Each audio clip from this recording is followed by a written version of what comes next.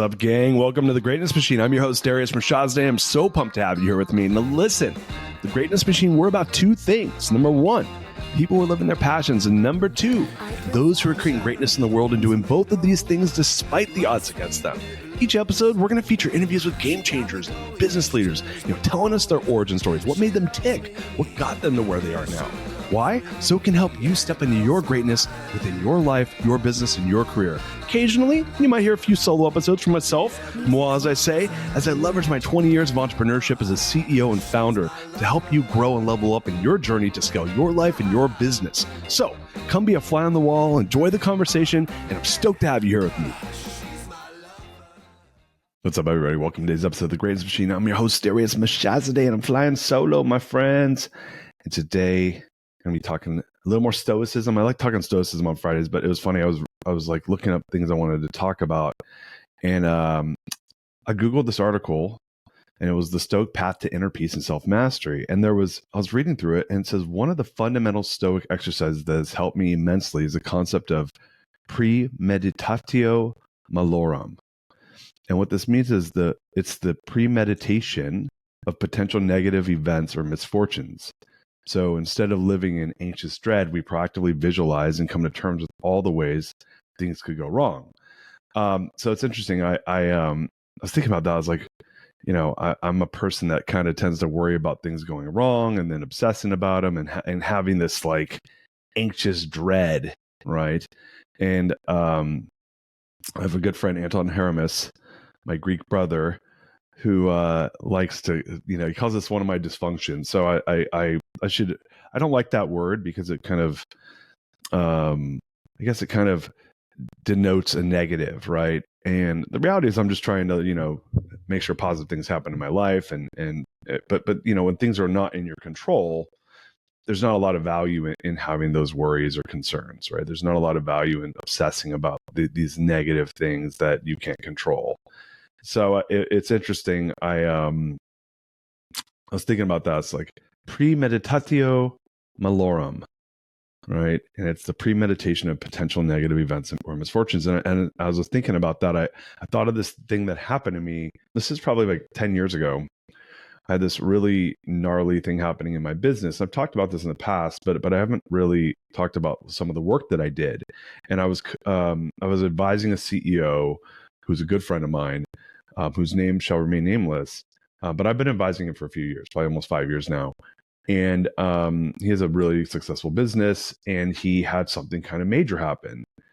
And it reminded me of this similar circumstance that happened to me about 10 years ago in my business, where I had like what at the time I had thought could be a potentially like fatal issue in the business. And so it was freaking me out. I mean, I was like paralyzed with fear.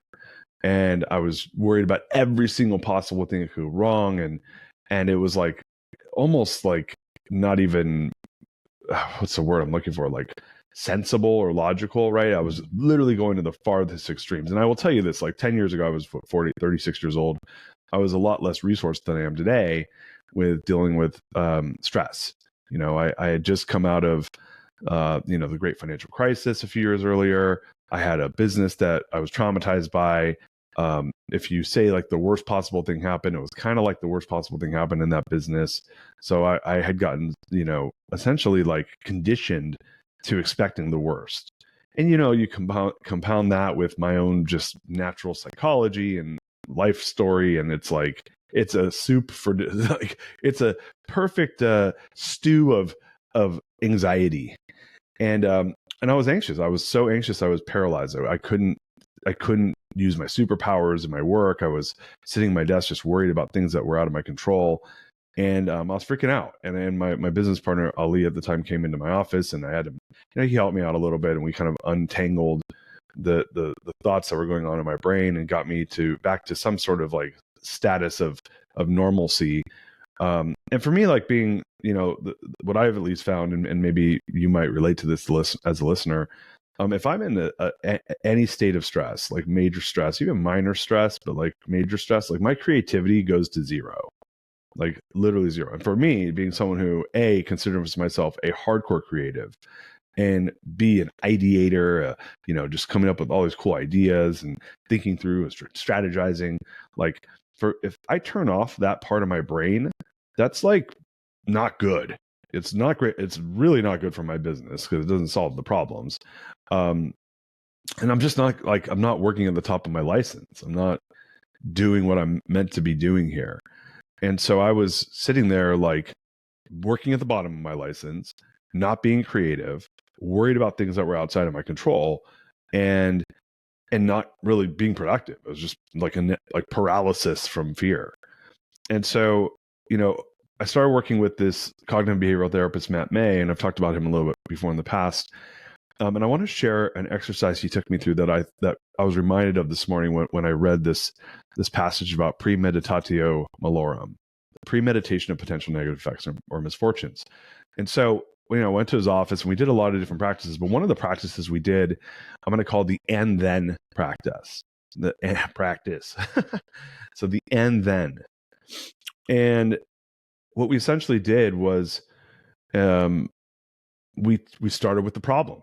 So in this case, I had a regulatory issue, potential regulatory issue, ended up not being that, but potential regulatory issue in my business that I was dealing with, that I'd been surprised by, or potentially surprised by, and he started taking me through this process where he would say, okay, like let's just say that situation happened. So I want you to think to yourself like the most negative situation that's happening in your life, like something that you feel out of control in, something that you feel isn't, working the way you want it to work, and walk through, start with, okay, and then if it happens, what would you do? So this is what he did with me. Matt's like, look, and then if this happens, what would you do? Right. And I was like, huh. And I thought, okay, well, if that happens, I would do X, And then he says, well, and then what would happen? And so we kept going with the and then, and then, and then, and then, and then. And I mean, and do this with any of your biggest problems, right? And in my case, it was like the business got shut down, right? I mean, like it was like the worst of the worst. The business went to zero. I didn't get what I wanted. And as an entrepreneur, the funny thing was, I ended up in this spot in this conversation when we were doing this and then exercise where I and then started over. And so even when we were there with the and then I started over, right? I had to restart a new business or restart this new thing. I was kind of at ground zero, which some of you may relate to because, change is inevitable, right? When we're dealing with entrepreneurship, like all we do is deal with change. We get really resilient about dealing with change. If you're not resilient with dealing with change, and it's just ruining your life, I'm going to tell you right now, like first of all, go figure that out because life is about change. A and B, like maybe being an entrepreneur is not the right calling for you because it's constant change, constant resilience, constant bouncing back from setbacks and outcomes that you don't want, and becoming faster and better at that. What was interesting was though, I landed in this spot through this and then exercise where I was like, and then I was like sad and I was depressed, and then I got over it, right? How did I know that would happen? Because it's happened to me before. I mean, the first time I ever was disappointed by a business was like the first business I ever had, right? The first time the first major business I had was a business I had with my brother called Shaw's Brothers Productions. I've never even talked about it on the show, but it was the first time I ever lost $100,000 in a business. I was 22 years old. And that was a long time ago. I'd be like losing $200,000+ now. It's a lot of money to lose at 22 years old. And then I locked myself in my bedroom and read a bunch of business books. And then I dusted myself off. And then I got up. And then I moved to San Francisco. And then I grinded my ass off. And then I ended up eventually starting what became my first big success. Right. So I've lived that before. So when I do these and then exercises, and you start to think of your own life, like when you do an and then exercise, like pick a scenario, something where I'll do this, by the way. I'll pick moments and I'll pick something that I remember is a bad moment, like something where something was being taken away from me. And I remember like the anxiety I felt. I'll give an example I'm going to give a real example. I had a joint venture that I had 13 years ago. Yeah, 13 years ago.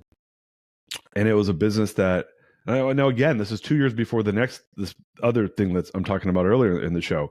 But 2 years before that, I had a business, a joint venture that I had started in 2011 that I didn't make any money in 2011. 2012, it went vertical. I mean, the thing took off. It was amazing. 4 months into it, my business partner basically like pulled the rug out from under me.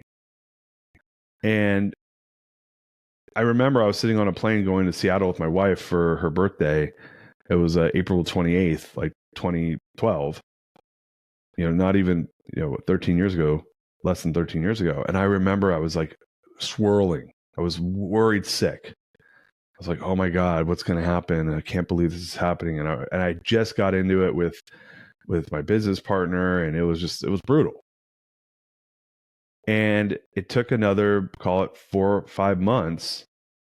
And I was worried about all these worst case scenarios. And by the way, I didn't have a great outcome from that. It was not like this amazing outcome. It was an okay outcome, maybe even below okay, like not the worst, not even middle, kind of like slightly below middle outcome. We worked out some severance negotiation thing, like right when the thing was taken off, and the business was essentially taken from me.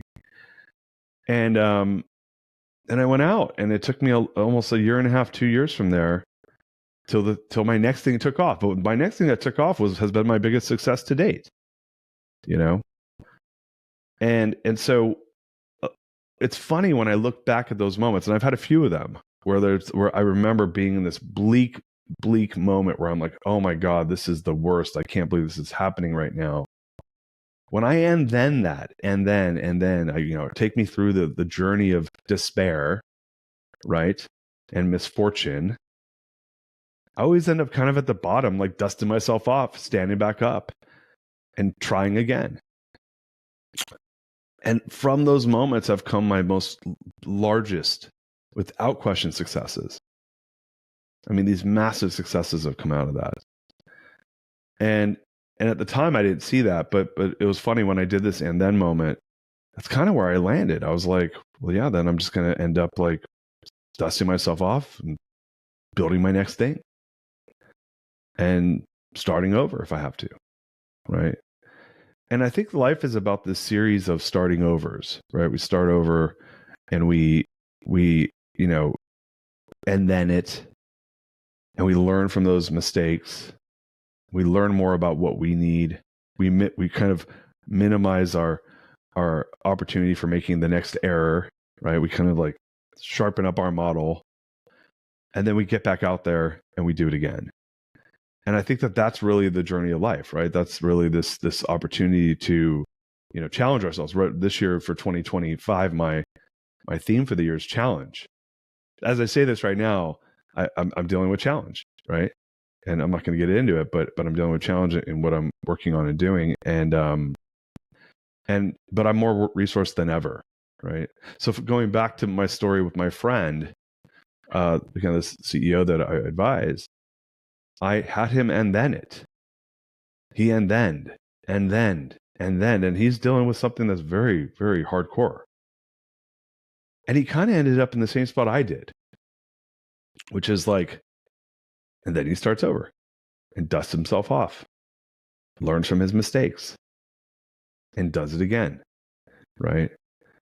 And what that comes down to when you start thinking about like this word resilience, right, is first of all, having flexibility, having resilience, but it's not just like, what you realize is there's a lot of things that are fleeting that you don't have control over, but having an appreciation for the moment, having an appreciation for the learning, having an appreciation for what you actually do have that matters, because those things, like, you can't take it away from me if I appreciate it. Only I feel that lack or that loss because I wanted something and my expectations and the reality didn't match each other. And there's a gap there, right?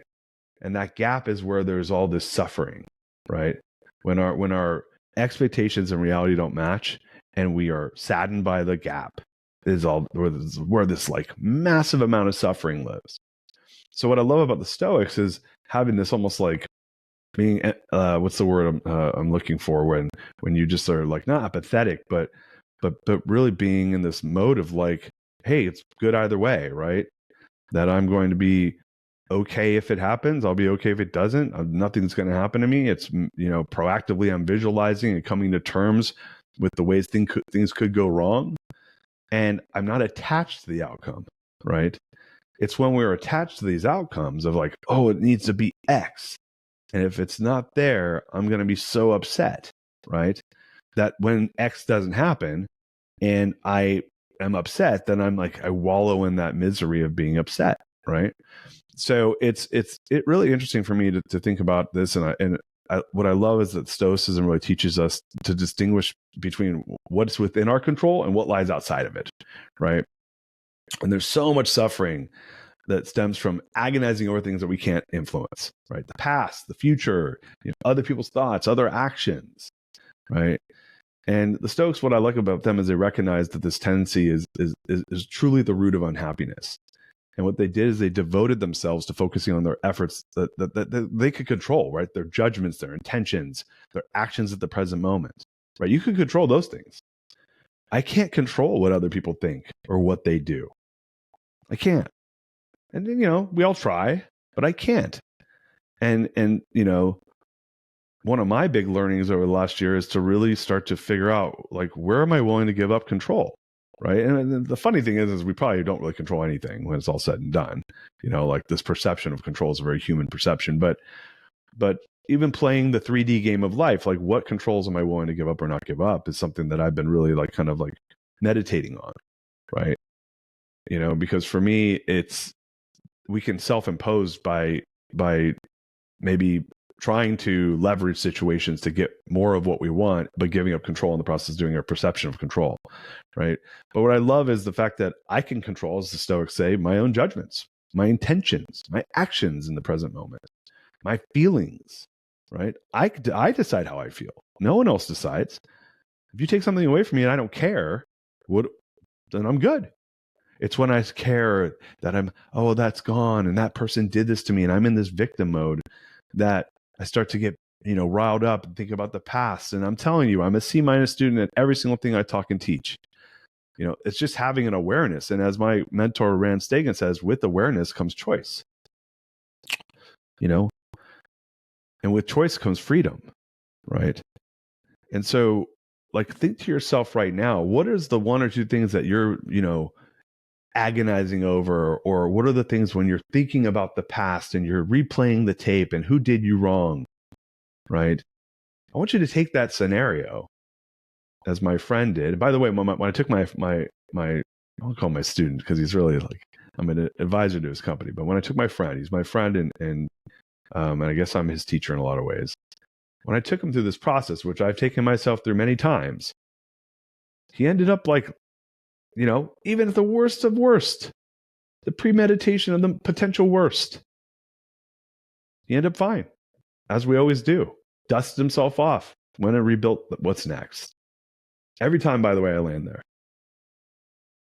dust myself off, I, heal myself, I take a rest, take a breath, I try to figure out what could I have done differently? How could I have played that hand better? And by the way, if the end of the day is that I don't think I could have played it better, then the question is, well, would I do it over again? Would I take that chance again?